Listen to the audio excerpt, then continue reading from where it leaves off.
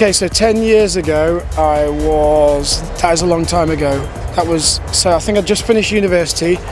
I went to, I had like a gap year and went to Greece. I went to like work in an awful place called Zante in Greece. Tried to do a season just to like DJ.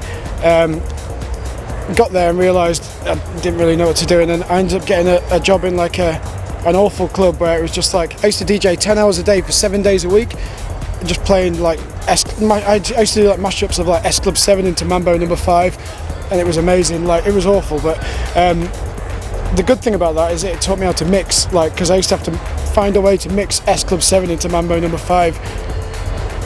Learn how to scratch, learn how to use CDJs, because at the time I was only using vinyl. So yeah, it was a positive experience in the end.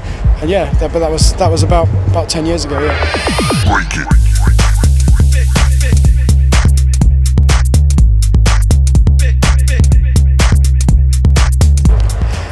Dance music. So I think Eric Morillo was my entrance point. Kind of Eric Morillo was.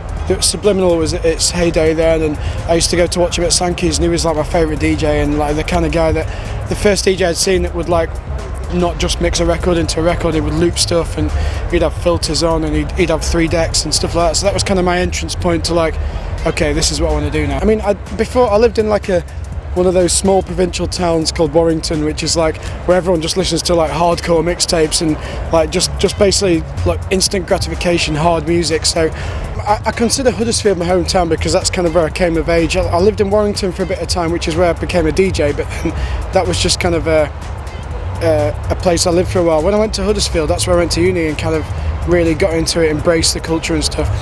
At the time, Huddersfield had literally no scene. It was just like, I used to DJ in a Revolution bar for like 6 hours a night. We were just talking about Mark Knight doing 6 or 8 hour sets, and I'm like, I could never do that. I did it for 5 years, what am I on about? But it was like, it wasn't like a Mark Knight 5 hour set. It was like bringing back the old, it wasn't that good.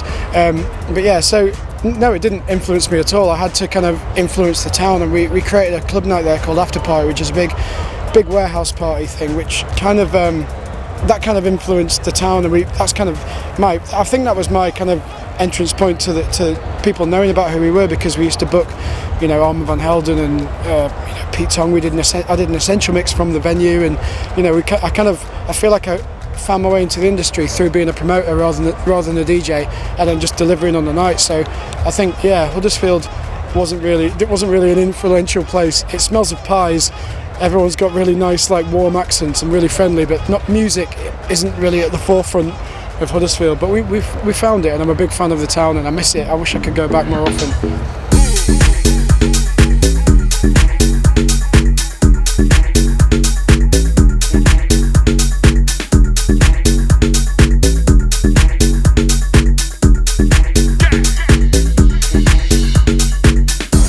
Okay, so my journey as a producer has been kind of house for like 6 or 7 years, and then I accidentally stumbled into dubstep. I literally made, on the way to a gig, playing at a dubstep party, like a party that played dubstep when it was just kind of kicking off, accidentally made a bootleg on the train just so I could kind of feel my way into it, and that was that Bonkers remix for Dizzy Rascal. That went to like #1 on the Hype Machine, and instantly I was getting booked in America.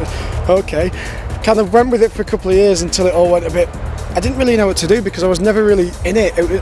Personally, I was never really enjoying what I was playing, and I'd maybe play like 4 records in a night that were kind of dubstep and a kind of the bass music thing. It just all got a bit noisy anyway, and I kind of had a word with myself, went back to kind of house stuff. But what I did take away from that was like that kind of bass mentality, and there's this kind of, I feel like house music's kind of taken on this kind of more, it feels like it needs a bit more bass now to kind of, I don't know, I feel like there's always going to be quite a bit of bass in it. I love techno percussion, and I like kind of I like 90s music because I'm from the 90s, so I suppose like 90s riffs, techno percussion with a little bit of bass, but still kind of nice and chuggy. Yeah, probably longer than listening to my heart, I can't stand this feeling, crying in the dark.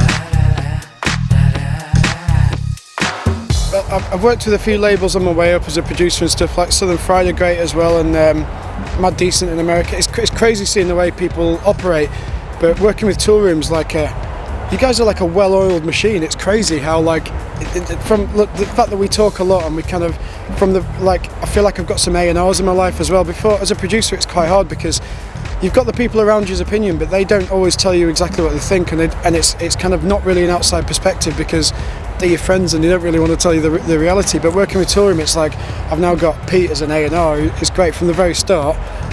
We build it, and the last couple of EPs we worked on, it's just been really nice to have that kind of outside perspective. And you guys are just now, it's like a really well-oiled machine. And the thing I like about Toolroom best is the fact that you kind of release kind of crazy stuff that's kind of like almost bootleggy. So I remember, was it Mark Knight and Lauren Garnier did that Man with a Red Face, did that kind of re-release of that. That was like 3 years ago in Ibiza. Like every set, I mean, it was like the 07 Julio Bashmore thing of that summer, but that for me was like a really big moment at the time. Used to release some really good stuff with the Trophy Twins as well. There was a Trophy Twins EP like 6 years ago that I literally played every set for like 2 years, and I need to go and find that again because it would probably fit in my sets right now. Yeah.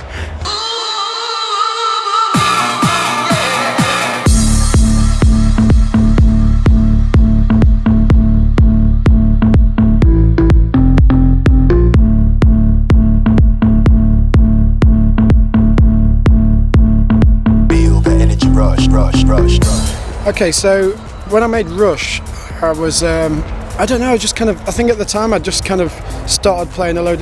For some reason, there was some reason why I did it. I think it was Hideout Festival in Croatia last year. Me and Jack Master ended up playing for a couple of hours, just deliberately challenging each other, playing like 90s dance music, trying to see who knew the most about 90s dance music. And I kind of went away, I think it was the week after I got back, and I was just all about that cheesy piano riff and like just something kind of authentic feeling. And like I think that record was like, it was clearly influenced by Robin S, that big kind of organ bass line thing and a piano.